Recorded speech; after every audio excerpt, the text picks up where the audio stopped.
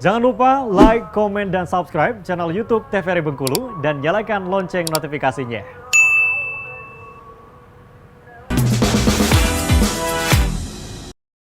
Halo pemirsa, bagaimana nih kabarnya hari ini? Semoga selalu dalam keadaan sehat walafiat dan tetap bersemangat. Hari ini jumpa lagi bersama saya Uter Novadini, tentunya dalam acara opini obrolan pas di sini. Nah pemirsa, selalu nih opini hadir dengan obrolan yang menarik, bermanfaat dan juga menginspirasi tentunya. Seperti tema kita pada hari ini adalah salah satu kata-kata yang sering sekali kita dengar, tapi cukup sulit untuk membiarkan diri kita untuk memperoleh manfaat itu. Seperti tema kita hari ini, yaitu ada kesempatan, ada jalan, bersama dengan orang yang tepat, yaitu bersama dengan Ustazah Kafa Az-Zahra. Langsung saja kita sapa. Halo Mbak. Halo. Gimana kabarnya hari ini? Alhamdulillah baik. Alhamdulillah baik. Bersemangat kah? Bersemangat dong, karena bersemangat, kan cerah juga lagi ini. Oh iya, jadi harus betul. bersemangat. Sesuai dengan cuaca ya. Iya, sesuai dengan suasana cuaca. hati juga cerah Iya, jadinya. betul. Nah, kan hari ini temanya cukup puitis ya. Iya, betul. Ada kesempatan, ada jalan. Nah, itu sebelum membahas mengenai tema ini dan kenapa nih membahas tema ini bersama dengan Mbak Ustazah gitu ya. Itu pasti nanti kita kupas ya. Nah, sekarang pengen tahu dulu tapi tentang profil Mbaknya. Oh, boleh. Kalau untuk nama ya tadi udah disebutkan ya. Nama saya Ustazah Kafa Az-Zahra, biasa dipanggil sama teman-teman itu Ustazah. Kalau untuk latar pendidikan saat ini masih berkuliah di Universitas Bengkulu, prodi Komunikasi dan Penyiaran Islam. Nah, kalau untuk aslinya sih saya dari Sumatera Selatan, Kota Pegalala. Oh, jadi aslinya dari Sumsel. Iya, betul. Nah, ini menarik nih ya, namanya itu Ustazah Kafa Az-Zahra. Iya. Itu aku sempat bertanya juga, ini ustazah yang ustazah gitu, atau ini emang namanya gitu, ada filosofi nggak? Filosofi jangan sih dibalik gitu. Iya, betul. Benar sekali, nama asli itu emang ustazah gitu ya, dari orang tua emang buat nama yang unik juga kan ya. Sebelumnya dari teman-teman sendiri kalau misalnya dengar nama aku aja lumayan kaget gitu, katanya kok namanya ustazah, benar-benar seorang ustazah atau gimana katanya kan. Aku bilang ya itu emang nama asli gitu loh kan. Karena emang mungkin dari orang tua pengennya profesinya ngarah ke sana, jadi udah dinamain dari lahir gitu. Sesuai kata orang gitu ya. Iya. Nama adalah doa. Nama adalah doa. Nah, berarti artinya banyak dong yang mempertanyakan, Ustazah ini beneran nama atau memang gelar ustazah yang diberikan oleh masyarakat gitu ya? Iya, banyak betul, berarti ya. banyak banget. Pasti setiap yang baru kenal pasti bakal nanyain gitu. Ya. Sempat bosan nggak kamu jawabnya? Lumayan sih. Ya langsung aja tunjukin KTP gitu. Iya, langsung tunjukin KTP. Inilah nama aku, benar-benar ustazah gitu. Jadi nggak cuman kayak apa sih mentang-mentang namanya ustazah harus panggil ustazah gitu kan gitu. Tapi emang namanya gitu kan. Emang namanya begitu. Oke. Kegiatan kamu sehari-hari sekarang ngapain aja nih? Kalau untuk saat ini kan kebetulan juga udah di semester akhir gitu ya. Kalau untuk kesibukan dengan skripsi juga udah lumayan mau selesai juga, karena mau ngejar wisuda. Nah, kalau untuk kesibukan yang lainnya sih selain di kampus ya berkegiatan di masyarakat juga, kayak mengikuti kegiatan di organisasi maupun di kegiatan sosial yang lainnya gitu kalau untuk saat ini. Oh gitu, banyak juga turun ke masyarakat seperti itu ya. Memang suka? Emang suka, bahkan kalau misal di rumah nggak ada kerjaan itu kayak jenuh gitu loh, kayak apa sih, bahkan sempat pusing kepala juga kalau nggak ada ngapa-ngapain di rumah gitu. Oh iya? Iya. Jadi gitu ya, sama ya sama aku ya pemirsa. Jadi suka kesibukan gitu. Begitu, memang dari sebelum kuliah berarti? Memang udah aktif gitu ya, berorganisasi gitu. Sebenarnya kalau untuk aktif berorganisasi itu semenjak kuliah aja sih ya. Kalau untuk yang waktu sekolah dulu nggak aktif. Cuman sekedar kalau istilahnya itu kata orang nempel nama aja gitu.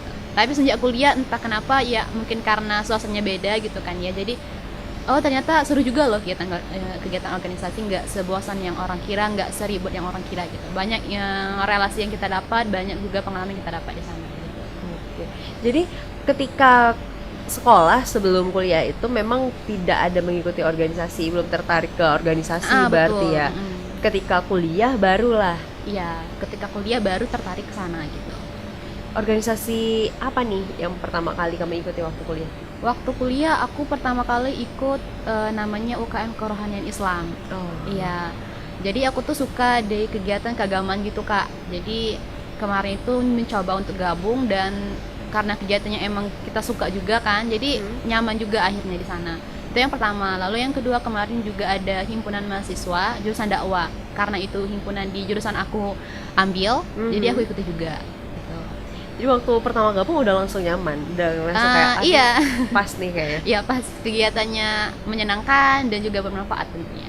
Tapi kan banyak nih yang bilang kalau para mahasiswa itu biasanya bilang kalau udah ikut organisasi takutnya di kuliahnya, di kelasnya itu nggak fokus, malah ketinggalan pelajaran. Nah, menurut kamu itu gimana? Kalau menurut aku sih orang kan punya pandangannya berbeda-beda kan ya Kak. Betul. Tapi untuk menurut aku pribadi sendiri justru ketika kita memilih kegiatan selain kuliah itu mengajarkan kita bagaimana caranya untuk memanajemen waktu. Jadi kita bisa membagi waktu ketika kuliah dan juga kita ketika berorganisasi gitu. Jadi selama kita bisa menjalankan dua kesibukan itu dengan baik, itu nanti akan bermanfaat juga untuk kita ke depannya gitu. Jadi ketika kamu bergabung berarti udah langsung bisa nih untuk manage waktu atau sempat kewalahan gak sih sebelumnya? Ada kalanya sempat kewalahan, tapi kita kan melihat juga nih kira-kira apa yang paling penting, kan tujuannya mau kuliah. Jadi kuliah kita nomor satu tapi organisasi nggak kita abaikan gitu lah. Nah, jadi kita bagi waktu juga di sana. Artinya bisa tetap jalan berbarengan ya? Bisa, tentu bisa. Itu bisa. Dan ini kan biasanya banyak tuh dijadikan alasan gitu kan. Betul. Dan biasanya dosen-dosen juga geram nih. Iya gitu. Bentar-bentar izin mau ada kegiatan gitu. Iya kan, ada izin terus kamu izin terus nanti begitu. Tapi ternyata tidak, tidak seburuk itu ya. Iya, betul. Malah itu menambah experience baru, pelajaran-pelajaran baru, banyak hal yang kita dapatkan gitu ya. Iya. Dan menurut kamu ketika sudah bergabung di organisasi nih, karena sebelumnya nggak tergabung dalam organisasi gitu kan, ketika sudah bergabung di organisasi, hal yang seperti apa ya sih yang kamu ngerasa kayak yang membuat kamu nyaman loh di situ? Ketika aku belum bergabung di organisasi dan setelah bergabung itu rasanya beda banget. Karena sebelum aku gabung di organisasi kan cuman diem aja nih, kan di sekolah misalnya pulang terus belajar cuman kayak gitu aja, kegiatan monoton. Jadi kayak nggak ada kontribusi atau pelatihan aku ketika berkomunikasi dengan orang luar. Jadi aku tuh kalau sebelum masuk organisasi, jadi anaknya tuh nggak bisa ngomong di ruangan terbuka, nggak bisa ngomong di depan orang gitu loh. Tapi semenjak masuk organisasi, perlahan-lahan belajar dan juga membangkitkan rasa percaya diri gitu. Semenjak masuk ke organisasi. Jadi di sana aku banyak belajar juga, banyak pelatih juga sih. Ya. Banyak lah ya ternyata ya. Ya. Sebelum kamu bergabung itu berarti kamu belum tahu nih kira-kira apa nih hal yang seperti ini akan kamu dapatkan gitu ya? Iya, belum tahu. Kan kalau kita di sekolah kan ya memperoleh nilai aja kan ya, nilai kita betul. besar atau ini. Kalau untuk gimana cara kita bersosialisasi ke masyarakat kan belum tahu karena kita memang belum pernah ke sana gitu. Jadi ketika udah masuk ke organisasi ya akhirnya belajar dan langsung bergabung secara langsung di sana. Nah menurut kamu juga kenapa sih mahasiswa ini biasanya organisasi kan memberitahu kepada para mahasiswa, kepada para juniornya biasanya kan penting loh gabung ke organisasi dengan alasan yang banyak seperti itu ya. Nah menurut kamu sendiri apa nih alasannya untuk mahasiswa sebaiknya untuk mengikuti organisasi juga? Oke. Kalau untuk alasan yang untuk mahasiswa agar ikut organisasi itu yang pertama karena kuliah itu nggak waktunya jadwalnya nggak se-full kita ketika sekolah. Jadi daripada kita kuliah pulang terus nggak ada kegiatan lain sih lebih baik isi waktu dengan hal-hal yang positif dengan ikut organisasi tadi. Itu yang pertama. Jadi kita itu biasa membagi waktu, mengisi waktu luang dengan hal-hal yang bermanfaat melalui organisasi. Lalu yang kedua, ya tentu saja tadi tuh kalau kita mengikuti organisasi dan memang organisasi itu suka yang kita sukai kegiatannya, ya itu akan menambah wawasan juga pengetahuan kita sendiri gitu kan.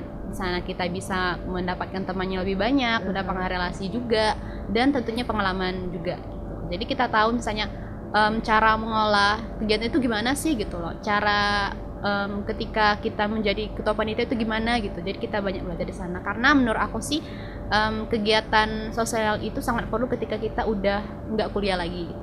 Dan itu sangat diperlukan di masyarakat. Jadi memang banyak sekali manfaatnya ya, dan juga udah kamu rasain sendiri Iya, begitu ya.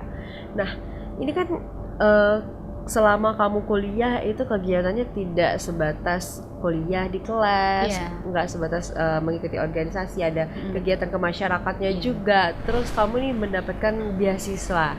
Iya, Nah, itu alhamdulillah. adalah plusnya ketika kuliah, Iya, ya nggak sih? betul. Nah, itu gimana caranya waktu itu kamu bisa mendapatkan beasiswa itu? Oke, ini cerita sedikit ya Aha. dari nostalgia dari beberapa waktu yang lalu. Sebenarnya kalau untuk beasiswa, iya memang benar dulu itu sempat dari awal semester mau daftar beasiswa karena mau meringankan biaya kan. Oke. Karena juga sebagian rantau juga banyak apa namanya keperluan yang kita nggak kira-kira kan gitu, orang tua juga di sana mau jaga-jaga adik juga, jadi waktu itu coba mendaftar beasiswa dan kebetulan alhamdulillah ada pembukaan dari beasiswa Bank Indonesia. Nah, coba daftar, ikuti seleksi, wawancara, kalau di kami sih ada tes ngaji juga kan.